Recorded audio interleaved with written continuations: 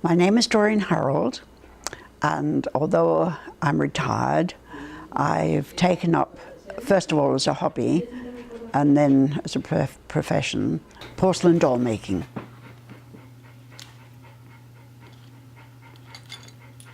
They say that the closer you are to the explosion, you don't hear it.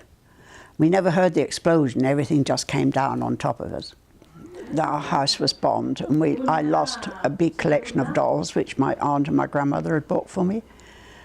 And I said when I retired I would start collecting, which I did. And then I came here to see my daughter, and she was going to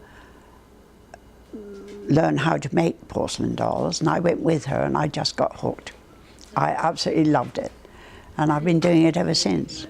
Well, it was the suggestion of the lady who taught us, and she used to sell, and I thought, well, I'm bored, I need something to do, so I started doing that.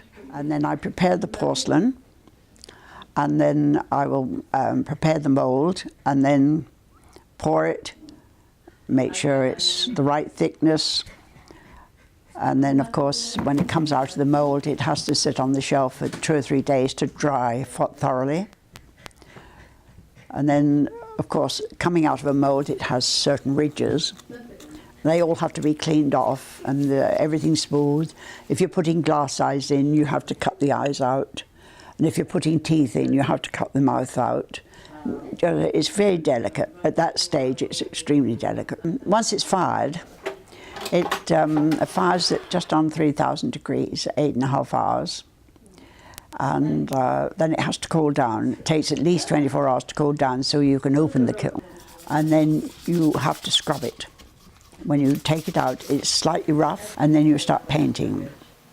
Well, however. Now, to start with, wherever there's a crease, you put a... Of course, you have eyebrows to do, and eyelashes if you're painting eyelashes, and cheeks. Cheeks takes 2 or 3 firings. So, putting the eyes and wigs on, because it then gives the doll the whole of its character. And of course, putting them together and dressing them.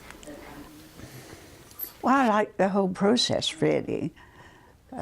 It's just, you know, when you've done it, you think, oh, I don't really want to sell that. You know, you want to keep it, but you can't keep them all. I don't have room. When it's done and dressed and it turns out all right, you're very happy with it.